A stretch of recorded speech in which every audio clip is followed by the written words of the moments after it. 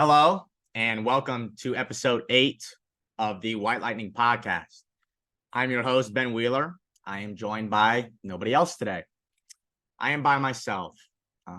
I scared all my friends off because a lot of people were texting me saying, Ben, you know so much about sports to where if I hop on with you, it'll kind of make me, not look as bright as you.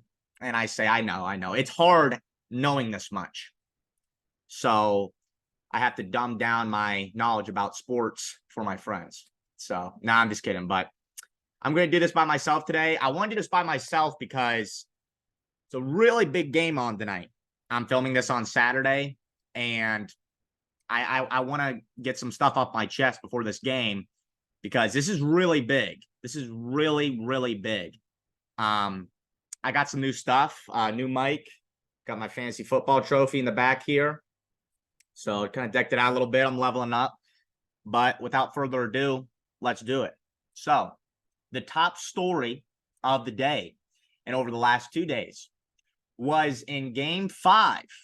Boston blows out Miami in Boston with the final score of 110-97. Here's the recap of that game. So, usually it's funny. Over the past couple episodes, I say that the first quarter is kind of a, stalemate, going back and forth. Everybody's getting buckets. But Boston was on fire from the get-go. They had energy and they had something to prove. They started off the game on an 18-5 run. They were incredibly intense. They did it off the jump, and they wanted to play and they wanted to win. And Miami looked sloppy.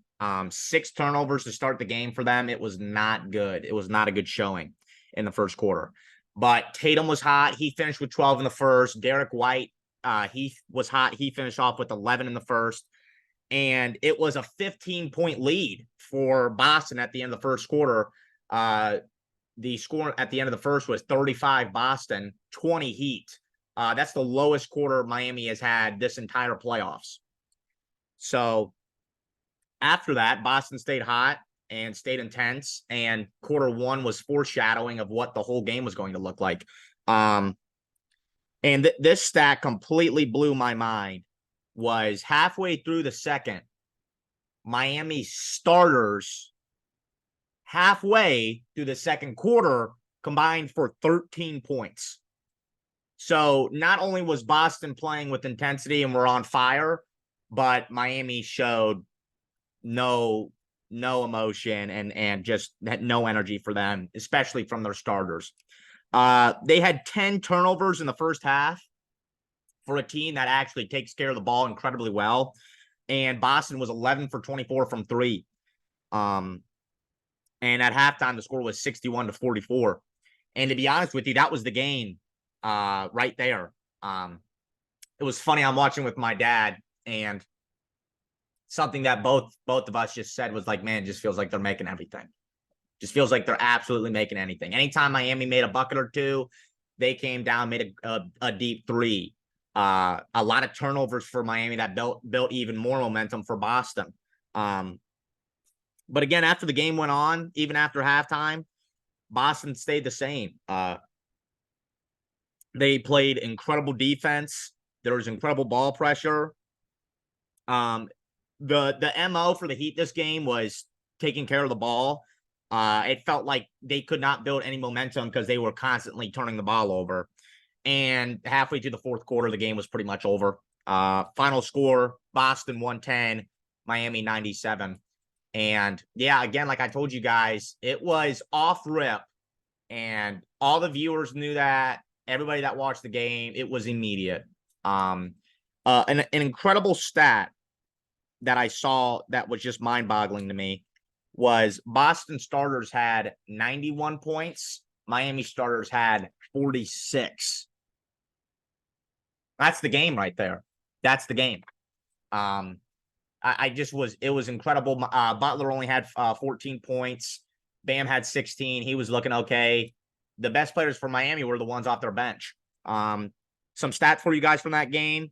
Brown starting to get it going again. He had 21. Derek White shot the lights out. He was 6 for 8 from 3. Everybody chipped in. for Boston. Boston had 4 starters over 20 points. I don't know if I've ever seen that before in a playoff game where they have 4 starters over 20. Marcus Smart had 23. And I'm going to talk about later in the episode. If he's scoring and playing and shooting at a high clip and making it, Boston is really hard to beat. Really hard to beat. But yeah, kind of what I said with Miami. They ended up with 16 turnovers. That was really bad. Probably the best player for them was Bam. And even him, he was very careless with the ball. I believe he had 5 turnovers himself. And that's a little stat in the recap. Here's my takeaways. Here's my takeaway. I said at the end of game 1 that Miami was going to win this series in 6. I would like to make a change. I got Boston in 7. I have them winning tonight and winning tomorrow. Why? Why, Ben? Why? Why Boston in 7? You really think they're going to complete the best comeback in NBA history? On paper, Cavs, these guys had the best comeback in NBA history, but for another day. I do. I know I called Heat in 6 after game 1, and not to discredit anything they have, but these are the reasons why I feel like Boston's going to end up winning this in 7. I told you guys last episode that all playoffs, everything kind of lined up perfectly for Miami. Now, that's not discrediting their success. They had a great Heat run, but everything kind of lined up for them perfectly. Milwaukee, you get 2 games without Giannis in that series. And I will give them credit. Even when he came back, they still capitalized. Tip of the hat to you. Top of the cap. You guys played very well. Then in the New York series, Julius Randle continued to struggle. He was 2nd-team All-NBA for the Knicks this year. He had a phenomenal season. He was nowhere to be found that series. They end up winning in 6.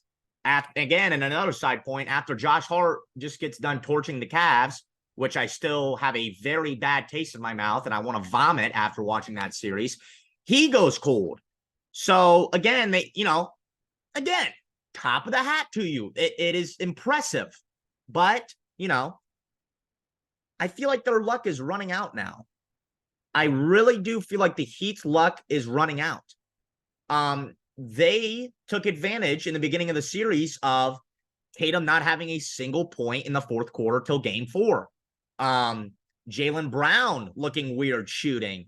Their bench not piling on points like they usually do. They're not shooting the 3 ball well. Malcolm Brogdon, the 6th man of the year, has an elbow injury. They took advantage of that, and I agree. But here's why I talk about Boston here. Here's why I talk about it. For people that wasn't watching Miami until this playoff series or until the playoffs started, over the second half, I would say the second half of game 5 or game 4, the second half of game 4 and the entire game 5, that's who the Heat are. That's who they were. That's who they were all season. Not shooting the 3 ball well. Where's everybody else except Butler?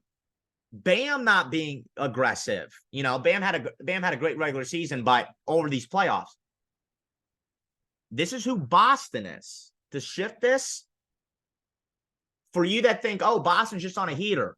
No, this is who they are. Boston is now just playing normal and how they play. A golden stat for them that the TNT announcers always say, and I find it incredibly interesting. When Boston shoots 40% from 3, they are 38-2. 38-2 when they shoot 40% from 3. So not only is that incredible that they are that record, but they've done that 40 times this year. This isn't out of the ordinary for Boston to shoot the 3 ball very efficiently. And we're starting to see it now. We're starting to see it in the second half of game 4 and all of game 5. They're finally hitting their threes. And I got a list here of why I think this. They're finally hitting their threes. Tatum is finally scoring in the second half of games and in the fourth quarter. Brown is starting to get hot. Derek White, who's a good bench piece for you, he starts piling on. This is who Boston is. This is who they are, and they're back to playing good defense. And I'd also like to say this too, is on episode 7, I told Ben after game 4, I said, I think they found something. I was right. They did find something. Because in game 5, they did exactly what they did in the second half of game 4.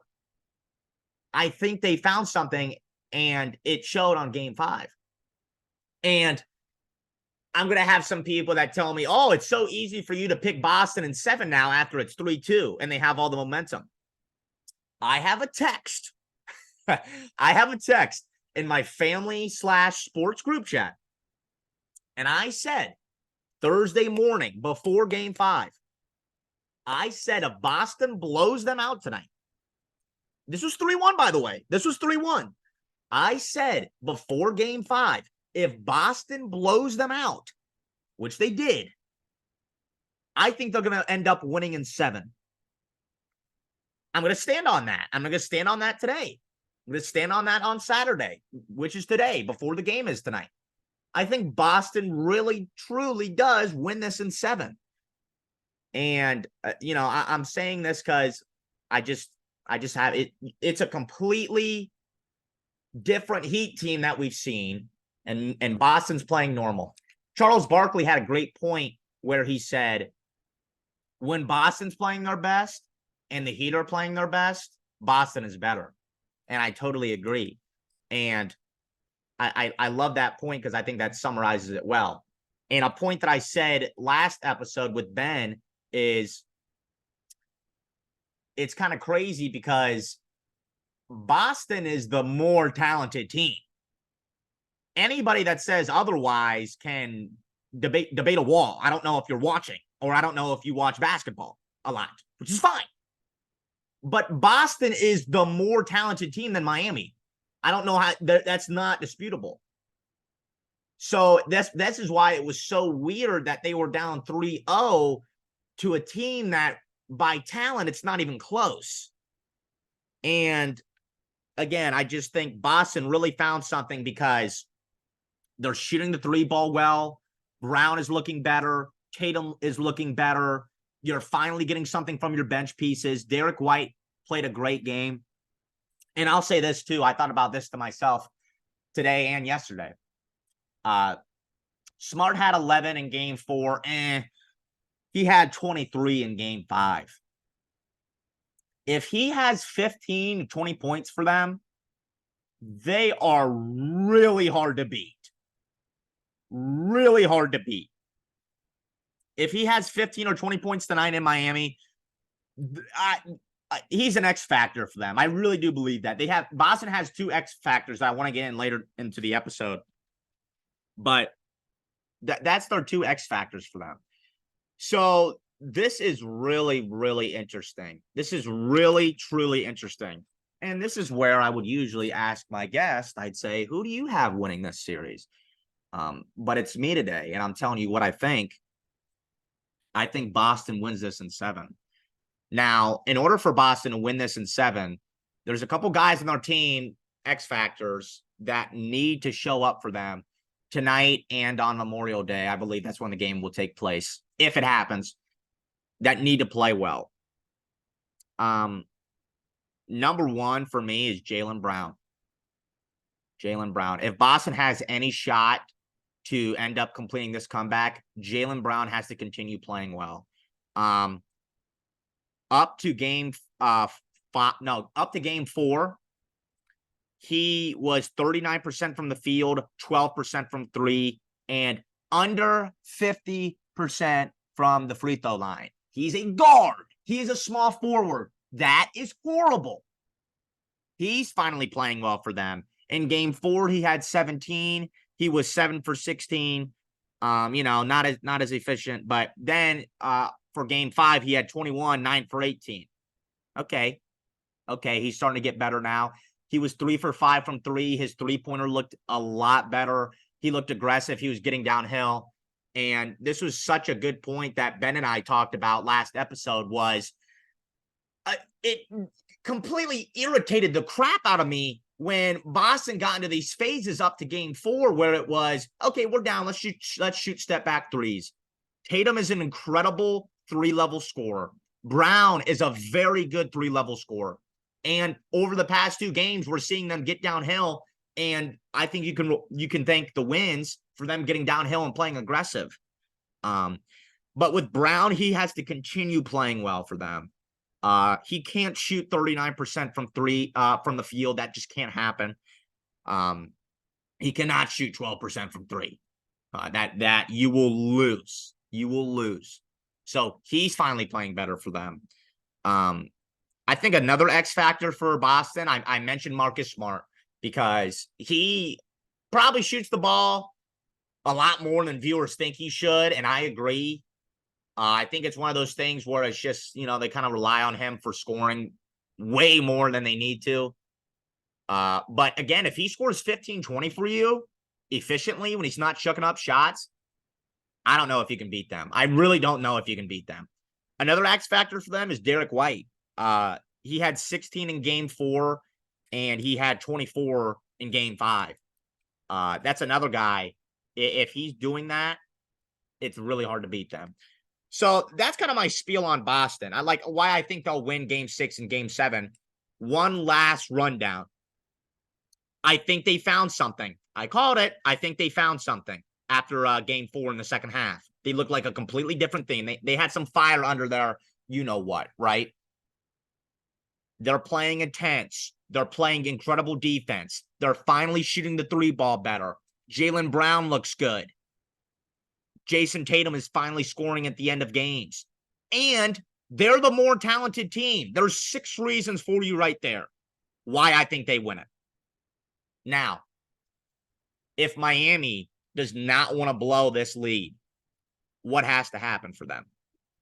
Well, I'm very disappointed in Bam Adebayo's play. From game 4, the second half, all the way through game 5. He had 16. I mean, he played solid for them, but it was kind of buckets when the game was over. He didn't look that aggressive. If Miami has any chance to win this series, Bam has to show up. He has to show up. He was an all-star this year for Miami. Hey, let's go. Let's go. The time is now. You have to turn it on, especially at home tonight, and Miami needs you. An incredible stat is when Bam has 20 or more points for Miami, Miami is 6-0 in the playoffs. Somebody from the coaching staff and somebody's in Bam's circle has to tell him, dude, there is a direct correlation to you playing well offensively and this team winning. You're going to have to do a lot more than just rim protecting and playing hard. You have to score offensively. What bothered me too is Shaq called this out, is that there was a lot of times in game 5 where Marcus Smart was switched on him. And when Derek White was switched on him and he got the ball in the post and was not aggressive. That cannot happen. That should be a cook. You should cook him. You should cook him. You have about 100 pounds and 8 inches on him. Okay? You need to cook him. So if they have any chance to win this series, he has to play better tonight. Another guy that needs to continue playing well for Miami, and he was out game 5 for them, which is a huge loss, is Gabe Vincent. He's averaging 17 points for them and is shooting 57% from 3 or 50% from 3. I did not stutter. 50% from 3. That is phenomenal. That's some Curry stuff. If they have any chance to win this series, he has to continue playing well. And to maintain this lead and go to the finals, he has to continue playing well for them. But it's incredible we're even having this conversation. It truly is. After game 3, when they were up 3-0, I just thought, that was it. That was it. But Boston finally had some urgency in their play, and they looked completely different in the game at the second half of game 4. And I got on here with Ben and I told him this gets interesting. And here we are. I'm switching my pick to Boston, and I'll stand on that. I will stand on that. I got Boston in 7. Any of my viewers, maybe the one or the two, maybe the two people in the comments, I'm going to post this clip. Bet me. I think Boston wins this in 7. I do. I really, truly do. And they're about to complete the second greatest comeback in NBA history. The greatest comeback on paper. They're going to do it. I am truly convinced that they are going to do it. And I had some buddies saying, wow, really? Wow. Tune in to episode 8 that I'm about to drop right now to understand, to feel my reasons of why I think they will win. So I am really excited to see what happens tonight. And this is going to be incredibly interesting. I want to shift to a couple other pieces here. I want to talk about the Lakers still. Since this is a basketball episode still, I want to talk about the Lakers. I can't truly believe that it was still a sweep, and we're about to be a week out from it happening. Some stuff that happened over the last couple of days was I saw a report where it looks like LeBron's going to fulfill his contract. I called that. It's kind of just a smokescreen. It's who LeBron is. Let's not act like his future was he always puts his future into question. It's just who he is. And I truly believe he's not going to set out on all the money that LA owes him over the next 2 years. Pardon me. But I would usually pick right now my guest brain about what they should do with the Lakers' future. I'm telling you right now, by myself, with no one with me. I 100% truly think in my heart that D'Angelo Russell should never step foot in the city of LA again. I was kind of wishy-washy on that episode with Ben where I was like, oh, it's interesting what they're going to do. And they have a lot of options. And Ben's like, yes, they do have a lot of options. And I still kind of agree. I don't know if there's a wrong answer. I will now tell you the wrong answer would be to bring D'Angelo Russell back to LA. It's the wrong answer. You cannot do it. And here's why. I truly 100% believe that the Warriors series is unforgivable. The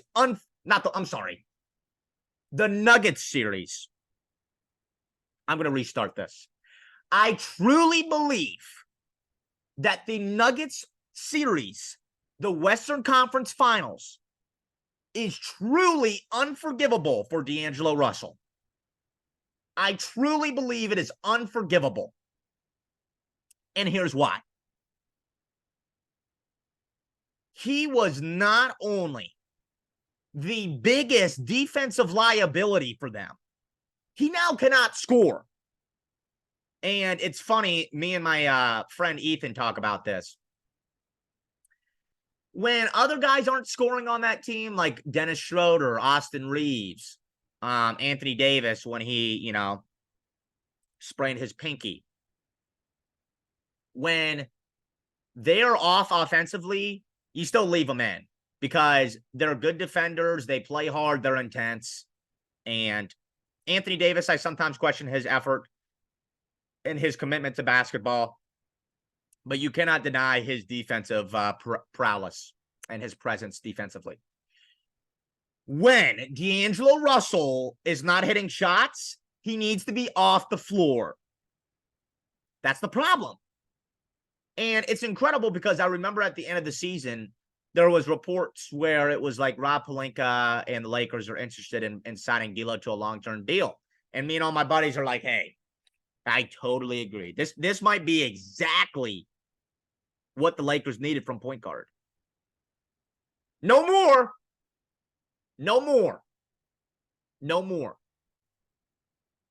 He shot, I believe, 13% from 3 this series. He averaged 7 points and was awful from the field, awful from the 3-point line. And I think he had something mentally going on. I think you could kind of tell that he maybe just had the yips, and it stinks. It's just sad that an athlete can get like that. And I don't root for any player's demise at all. I don't root for anybody's demise. But I can say from a team building standpoint, you got to move off of D'Angelo Russell. It's incredible that it went from this. It went from literally in the Warriors series where it's like, okay, it's kind of on and off, but you need him. But you now completely went to the point where you cannot bring him back. That's my full point. You cannot bring him back. Especially for the money that he wanted. He was looking for 100 million plus over the next 4 years. I don't know how you do that. I firmly shake your hand, D'Lo, and I say deuces. You should not come back to LA. I apologize.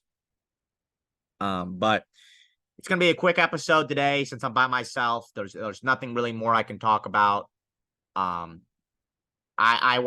just wanna say again, I really think this is gonna be really interesting, and this is gonna be one of the best comebacks we've ever seen with this Boston Heat series. And I'm really excited to see how it unfolds tonight. So I don't like doing these episodes by myself. I'm going to be completely honest with you. I don't. I plan on having guests anytime I can. Expect an episode this week of me finally going into the NFL. Christian will make a return. A good friend of mine, Howie Frazier, will be debuting on this show, and we're finally going to talk about football. It stinks because it's about to be summer, and summer sports gets bad. Summer sports talk gets bad. We're going to have to find some things to talk about, and we will. And by the time August gets back around again, we're going to cover the NBA Finals, obviously. I'm really excited to see how that goes. But I have Boston in 7. I'm going to say it for the 156th time this episode. Boston is winning this in 7. What are you going to do? What are you going to do? My name is Ben Wheeler. Thank you for tuning in for the short episode of the White Lightning podcast. I'm your host, Ben Wheeler. That was episode 8.